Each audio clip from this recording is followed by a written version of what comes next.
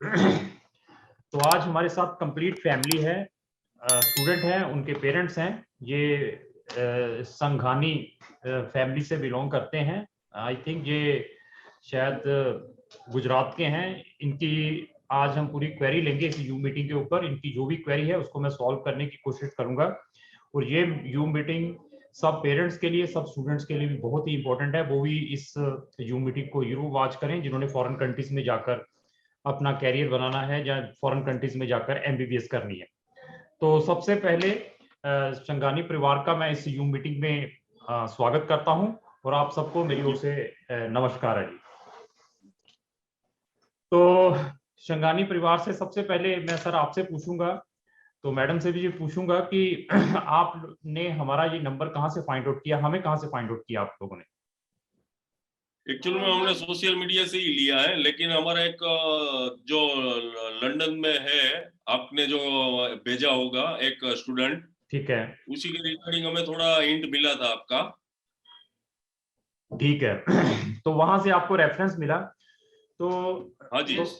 तो आपने social media पे हमारी कोई वीडियो भी वॉच की है, देखी है कुछ? हाँ, फिर हमने क्या है कि आपका जो रेफरेंस मिला उसी हिसाब से हमने सोशल मीडिया पे सर्च करके आपका वीडियो देखा सब। तो क्या आपने कब से हमारी वीडियोस को देख रहे हैं, कब से हमें फॉलो कर रहे हैं? 2-3 दिन 4 दिन हुए। मतलब 2-3 दिन, मतलब 2-3 या 10 दिन हुए। 10 दिन में आप इंप्रेसिव हो गए हैं कि लगता है कि हम लोग आपका कोई काम करवा सकते हैं। आपको ऐसे कैसे लगा, ऐसे कैसे ट्रस्ट आ गया? क्योंकि हमारी जो इंडस्ट्री है, इस इंडस्ट्री में बहुत ज्यादा बड़ा बड़ा फ्रॉड है। आप वहां बैठे हैं, मैं यहाँ बैठा हूँ, लाखों रुपए का इसके अंदर इंटेरोगेशन है, लाखों रुपए आपने अपने बच्चे के ऊपर खर्चने हैं। इवन बच्चे का टाइम बहुत इंपॉर्टेंट है, पेरेंट्स का टाइम बहुत इंपॉर्टेंट है, और मैं पंजाब में बैठा हूँ। आप कहाँ से हैं फिर भी? हम गुजरात राजकोट से। राजकोट से हैं। तो आपको ऐसे कैसे लगा कि ट्रस्ट आ गया हमारी वीडियोस देखने के बाद कि हम लोग कुछ कर सकते हैं? नहीं, आपकी बातचीत जो है, आपने जो पेरेंट्स को, हमने जो वीडियो देखा था वो दिल्ली के कोई सरदार जी थे। हाँ जी, हाँ जी, हाँ जी। उसके जो आपने रिप्लाई दिया था सब सेटिस्फैक्टरी था। ठीक है। तो आपका जो बातचीत का वो था और रिप्लाई देना था वो सही लगा। तो फिर हमने भी अप्रोच कर लिया कि भाई हम सही जगह जा रहे हैं। तो पहले तो मैं आप दोनों का धन्यवाद करूंगा कि आप मेरे पेरेंट्स जैसे हैं, आपने मुझे इतनी बढ़िया फीडबैक दिया है, और आपके मोटिवेशन के कारण ही हम सच्चाई लेकर आते हैं। और मेरी कोशिश यही रहती है कि मैं बेस्ट से बेस्ट ऑप्शंस प्रोवाइड करूं कोई भी क्लाइंट मेरे पास जब भी कोई रजिस्टर्ड होता है। तो आज तो आपकी क्वेरी एमबीबीएस से रिलेटेड है या अनदर कंट्री से रिलेटेड है? मतलब नहीं, एमबीबीएस रिलेटेड। एमबीबीएस से रिलेटेड है। तो सबसे पहले मैं आपके बेटे की एज पूछूंगा। जो बेटा पीछे खड़ा है, इन्होंने जाना है? हाँ, यस सर। ठीक है। तो इनकी एज क्या है? 19 19 साल की। 10th में कितने परसेंटेज है? 70 70% है। 12th में 65 65% ये है। क्यों, कितने नंबर क्यों कम? कौन से साल में पास आउट है? मैं 2021 में। बोर्ड कौन सा है? बोर्ड कौन सा है? Gujarat state board. State board से किया है। अभी देखिए, ये 2020 में पास आउट है। सुनिए मेरी थोड़ी सी, आप माइंड मत करिए, जो फैक्ट है मैं वो बताता हूँ। इन चीजों को माइंड नहीं करना है, जो भी चीज बताऊंगा ऐसे नहीं कोई दिल में ले लेना है या कुछ भी है। अभी नहीं। हाँ सुनिए, ये कोविड के दौरान जितने भी ये बोर्ड्स रहे हैं हमारे, चाहे वो स्टेट बोर्ड है, चाहे वो हमारी सीबीएसई है, चाहे आईसीएसई बोर्ड है, तो उन्होंने मैक्सिमम बच्चों को नंबर दिए हैं 12th में जिनका ऑनलाइन एग्जाम हुआ है। आपको मालूम है ये इसके बारे में? हाँ जी सर। सर एक्चुअली ये था कि कोविड के दौरान मैंने 1 महीना मेरा पूरा स्किप हो गया था सर। ठीक है, कोविड की वजह से। ठीक है, एग्जाम ना देने की वजह से उन्होंने नंबर ही नहीं दिए, तो मेरे 79 कुछ थे सर हाँ, 11th में। ठीक है, तो उन्होंने उसके बेसिस पे दे दिए थे मेरे नंबर। ठीक है, ठीक है, 10th और 11th के बेसिस पे। ठीक है। ऐसे हैं कि हमारे जितने भी मेरे पास, देखियो आप तो सिंगल हैं, मेरे पास बच्चों की, जैसे आप पेरेंट्स हैं, बहुत सारे बच्चों की प्रोफाइलें आती हैं जब भी एमबीबीएस। कुछ लोग तो ओपन होते हैं, वो कहते हैं कि हम जूम मीटिंग करेंगे। कुछ लोग शाई होते हैं, जो शर्माते हैं कि नहीं यार हम नहीं आ पाएंगे कैमरे के ऊपर, हमें डर लगता है, अब क्या बोलना है क्या नहीं है। तो पहले तो मैं उसका भी अप्रिशिएट करता हूँ। जो लोग कैमरे पर नहीं आते हैं, अभी जो आपने कहा था कि मैंने मीटिंग अटेंड की थी, जो एक सरदार जी थे, उनकी बेटी ने फॉरेन कंट्रीज में जाना था। yes. उसके अंदर उस बेटी के परसेंटेज चेक करना कितने बोले थे मैंने, तो उसके परसेंटेज कितने अच्छे थे। 93, 95 हाँ, पूरा था। अभी देखिए परसेंटेज कोविड के कारण बच्चे मेरे पास नॉट इन एमबीबीएस, इंजीनियरिंग के लिए भी मैं फॉरेन कंट्रीज में भेजता हूँ, बिजनेस के लिए भी भेजता हूँ, ह्यूमैनिटीज के लिए भी भेजता हूँ, नर्सिंग के लिए भी भेजता हूँ। बच्चों के नंबर 80 प्लस है, 85, 95 ऐसे नंबर मिले हैं कोविड के दौरान। मैक्सिमम बोर्ड ने ये एग्जाम दिए हैं। फिर भी घबराने की जरूरत नहीं है, मैं अपनी ओर से बेस्ट ऑप्शंस आपको प्रोवाइड करूंगा। बाकी कुछ चीजें भगवान के हाथ में भी होती हैं, बट हमारी ओर से पूरे एफर्ट्स रहेंगे। चलो अभी हम अपनी क्वेरी के ऊपर आते हैं। हाँ जी बेटा जी, आपने नीट का एग्जाम दिया था कि नहीं दिया था? नहीं सर, मैंने नीट का एग्जाम नहीं दिया था, मैं इस साल देने वाला हूँ सर। अच्छा, नीट का एग्जाम नहीं दिया, इस साल देंगे आप। तो सेकंड, उसके बाद आते हैं। तो सर आपका, मैं ये हमारे टॉपिक से रिलेटेड नहीं है, फिर भी मैं पूछूंगा, आपका अपना बिजनेस क्या है यहाँ पे इंडिया में, क्या करते हैं? हाँ, मेरा आपके पास मेरा बेरिंग का काम है यहाँ पे। किस चीज का? बेरिंग का, ओके ओके। तो ऐसे हैं, फॉरेन कंट्रीज में एमबीबीएस तो आम कंट्रीज में तो सब लोग भेजते हैं, जैसे Ukraine, Russia, China, Kyrgyzstan, Uzbekistan, Armenia, Georgia, Belarus. These are the promoted countries, every person can send. उन कंट्रीज में कोई भी कंसल्टेंट इजीली भेज देगा, वहां पर 100% एडमिशन है, 100% वीजा है, उसमें कोई घबराने की जरूरत नहीं है। ठीक है, एक तो ये है, उसमें तो किसी के पास चले जाएं वो तो आप। मालूम है। हाँ, वो मालूम, बहुत अच्छा है कि एटलीस्ट इसके बारे में भी पता चल गया लोगों को, उसके बारे में। लोग तो सिर्फ ये देखते हैं कि डॉक्टर बनने जा रहा है, बच्चे को बाहर एडमिशन हो गया, उसमें तो 100% कोई प्रॉब्लम नहीं, आपका बच्चा चला जाएगा। आप चाहे मुझसे सर्विस लें, चाहे किसी भी कंसल्टेंट से लें। अभी आते हैं मेन टॉपिक के ऊपर कि आप चाहते हैं कि बेस्ट कंट्री से आपने एमबीबीएस करवानी है। तो सबसे पहले बजट बता पाएंगे थोड़ा सा? ये भी मेरा क्वेश्चन जरूरी रहता है, क्योंकि तो अभी बजट ना हो तो मैं उसमें ऐसे डिस्कस करता रहूं कि बजट साल का कितना अफोर्ड कर सकते हैं। बजट का कुछ ऐसा सोचा नहीं है वैसे। ठीक है, लेकिन 8-10 साल तक चल जाएगा। ठीक है। फिर देखिए, ऐसे है कि पहले तो यूरोपियन कंट्री में, रोमानिया में तो हो जाएगा इसका, उसमें कोई दिक्कत नहीं आएगी। Romania, this is the European country, लेकिन ये शेंगन कंट्री नहीं है, यहाँ पे इसको एडमिशन मिल जाएगा, कोई ऐसी दिक्कत नहीं आएगी। ठीक है जी। वहां के मैं आपको नंबर ऑफ यूनिवर्सिटीज की लिस्ट भेजूंगा, प्लस उनकी फीसिस उनके सामने लिखी हुई हैं, वो सारा कुछ भेजूंगा।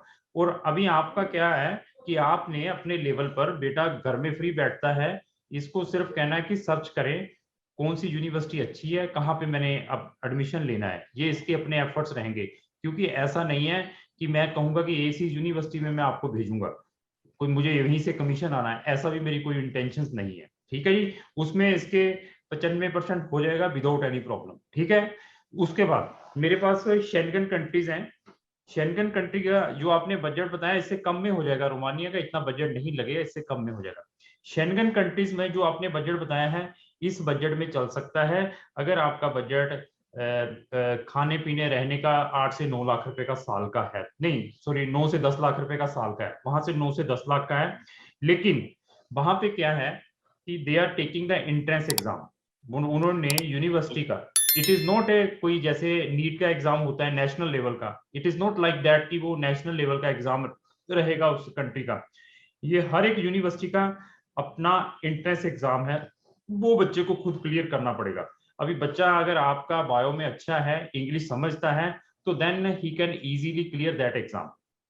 उसके अंदर भी अगर आप चाहते हैं तो मैं उसके अंदर भी डाल दूंगा। वहां पर हमारे पास 12 कंट्रीज हैं जहां पर इसका मैं अप्लाई करूंगा, 12 कंट्रीज हैं, वो 12 कंट्रीज। सर जी, ऐसा है एग्जाम, एंट्रेंस एग्जाम में तो कोई भी यूनिवर्सिटी में ले ले, कोई प्रॉब्लम नहीं है। ठीक है, ठीक है, कोई दिक्कत नहीं है। ठीक है, ठीक है। में तो अगर ये एंट्रेंस निकाल सकता है तो मैं उसके अंदर भी इसका अप्लाई कर दूंगा, दोनों पैरेलल लेकर चलेंगे।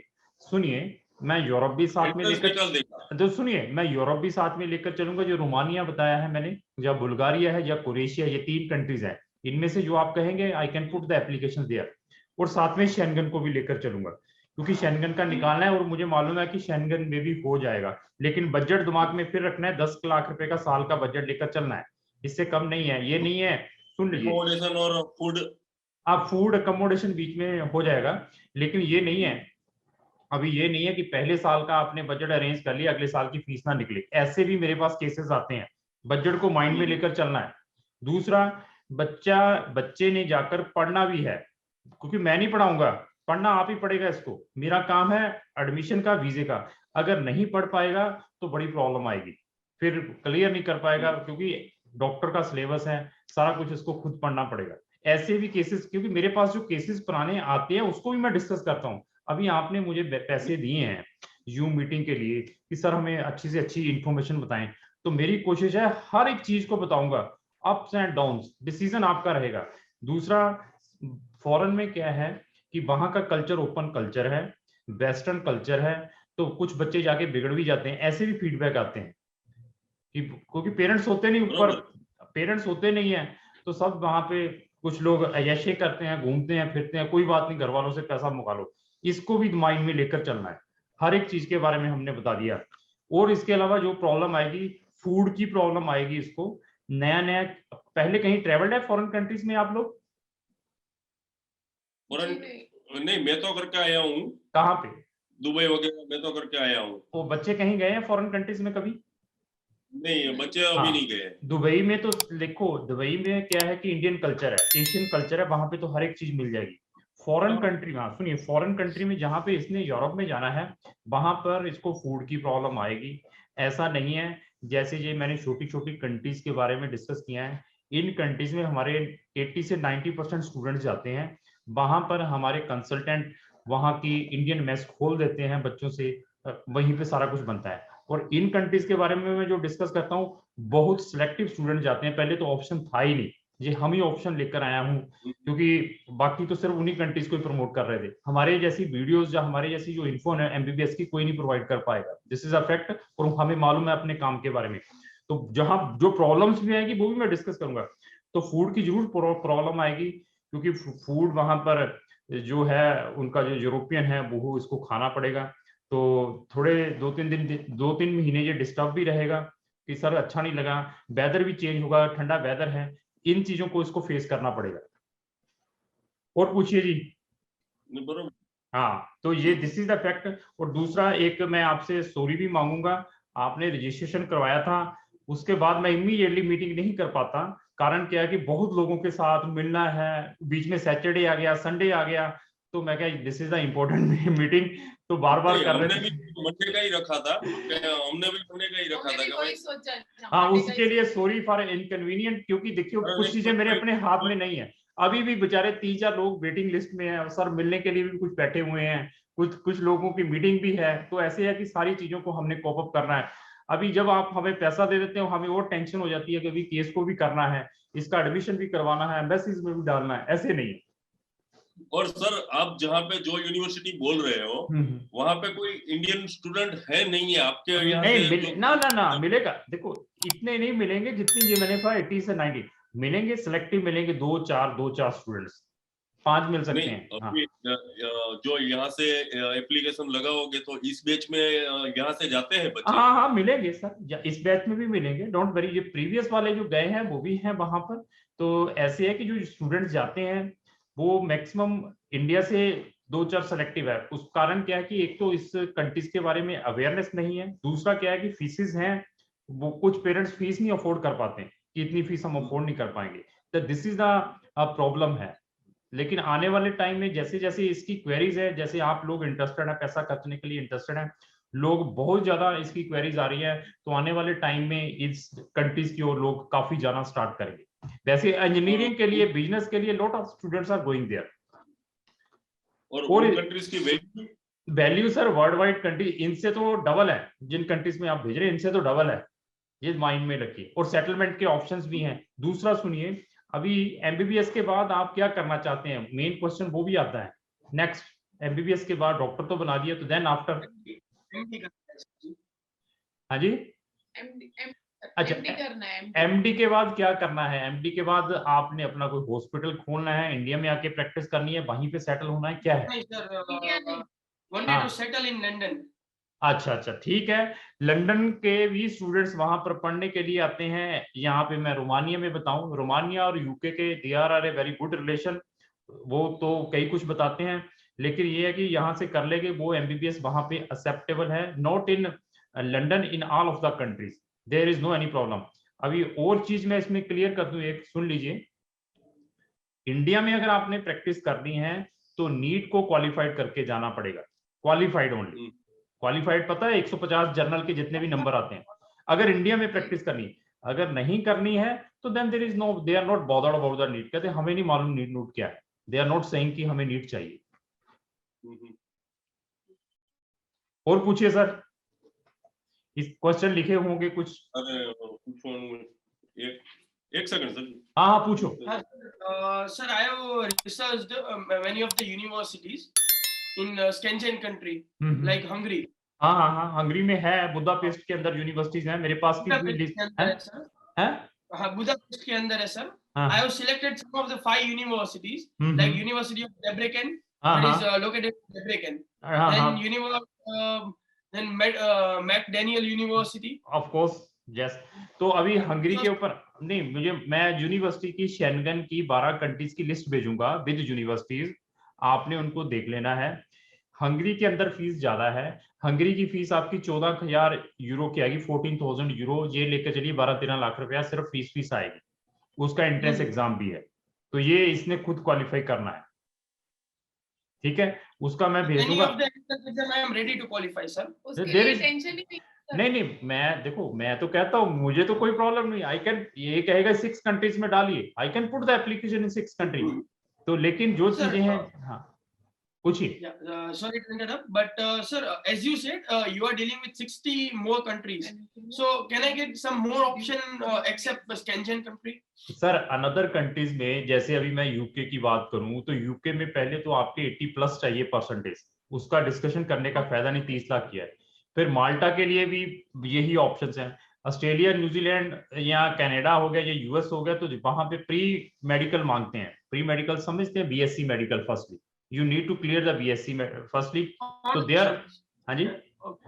उसके बाद उनके एग्जाम्स है, किसी का यूकेट एग्जाम है, किसी का बीमेट एग्जाम है। These are the exam.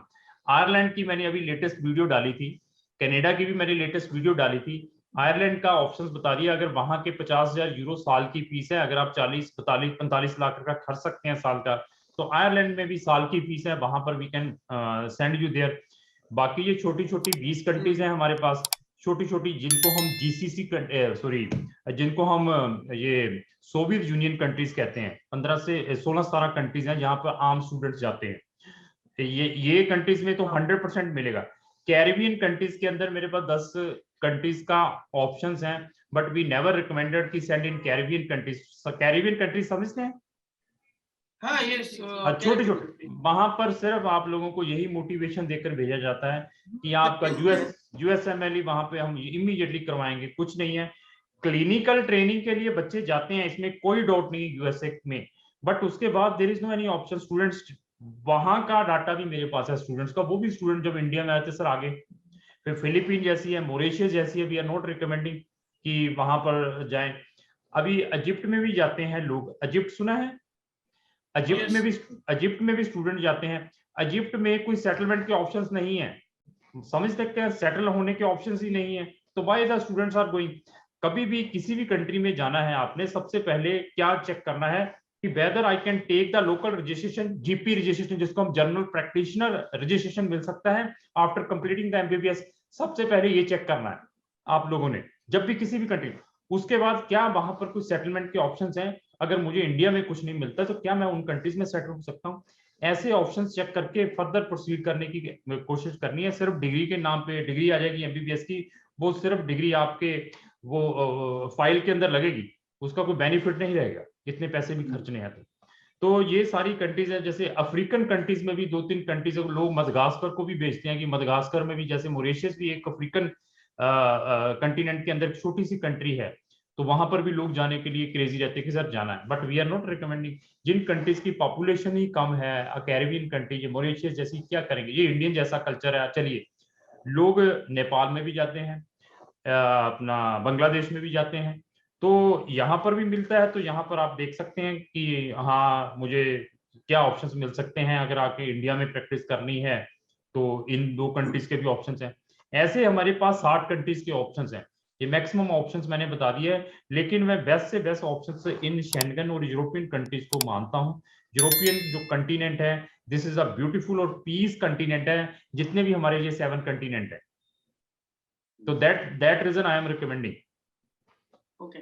Sir, what do you suggest about Nepal? Nepal का भी ठीक है, अगर करनी है तो। अगर नेपाल में भी करनी है तो it is the good option. अगर आपने इंडिया में आके प्रैक्टिस करनी है तो then you can do the Nepal. और फिर वहां पे सेटल होना हो नेपाल करके तो मैडम, नेपाल में क्या सेटल होना है? मैं क्या नहीं हाँ नहीं नेपाल में नहीं, फिर आउट ऑफ इंडिया सेटल होना तो नहीं, आउट ऑफ UK, नहीं, जो आउट ऑफ इंडिया होना है तो उनके भी पैरामीटर जो आम स्टूडेंट्स को फुल करने पड़ते हैं, वो इसको भी फॉलो करने पड़ेंगे। सबसे पहले देखिए, जिस भी बड़ी कंट्रीज में जाना है ना, सुन लीजिए, अभी ये कहे कि मैंने यूएसए में जाना है, यूके में प्रैक्टिस करनी है, ये शेंगन कंट्रीज की जर्मनी में प्रैक्टिस करनी है, उनकी डेफिनेशन में क्या है? आपने एमबीबीएस की है, वो रिकॉग्नाइज है, ओके, दिस इज ओके, आपकी डिग्री आ गई। क्या आपके पास उस कंट्री का रजिस्ट्रेशन है डॉक्टर का, जीपी का, जिनको जनरल प्रैक्टिशनर कहते हैं? आइदर अगर आप उस कंट्री से करके हैं या इंडिया से आकर लिया है, वो कंट्रीज कहती हैं कि अगर आपको डॉक्टर का लाइसेंस जिस कंट्री से आपने एमबीबीएस किया उन्होंने नहीं दिया तो हम कैसे दे देंगे आपको? समझने की कोशिश करनी है ये चीज। This is a very very important.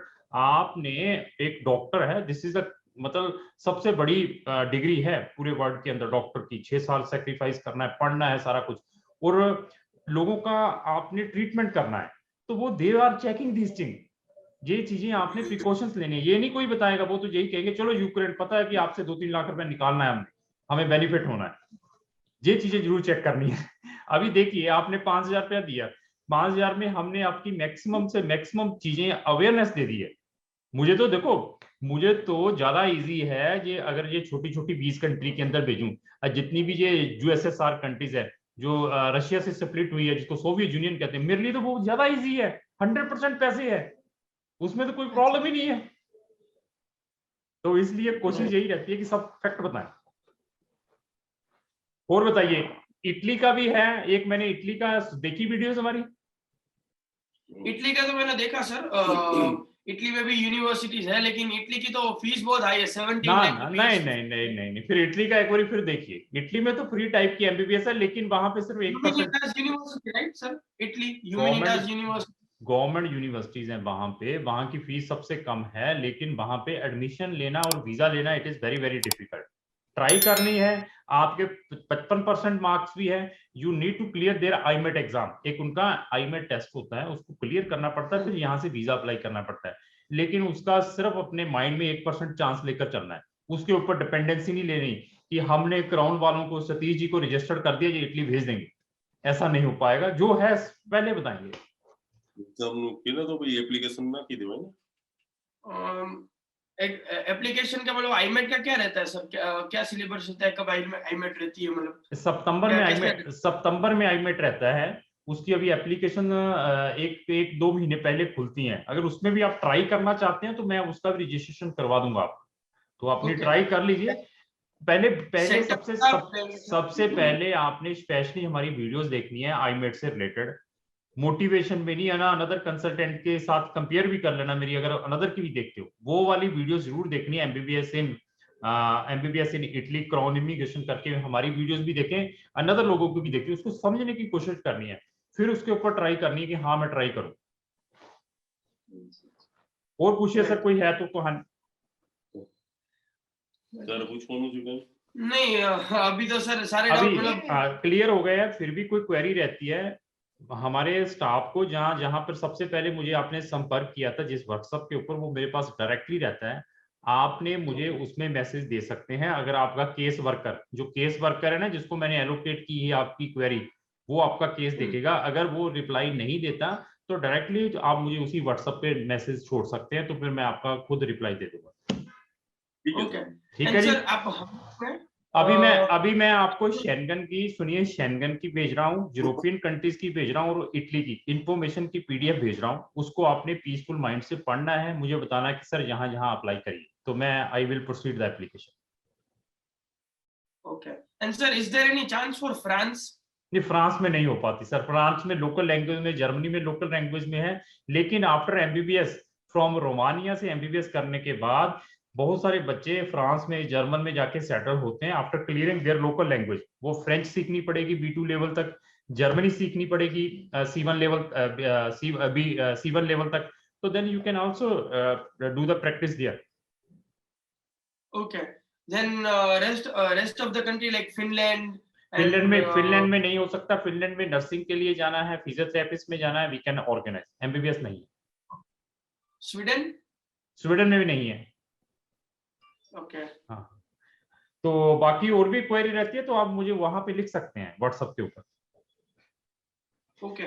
Okay. तो बहुत अच्छा लगा आपसे पेरेंट्स से बात करके, और हमें मोटिवेशन मिलती है, आपकी ब्लेसिंग मिलती है, उसी के कारण हमारा भी दिल करता है कि सच्चाई बताएं। आपको सच्चाई भी बताइए, तब भी लोगों के पीछे इतने क्वेरीज है, पूछो मत, लोग पागल है, कहते हैं नहीं जी इनसे काम करवाएंगे। तो बहुत अच्छा लगा आप लोगों से बात करके। तो सबको मेरी एक तरफ से नमस्कार सर, थैंक यू, धन्यवाद। Thank you.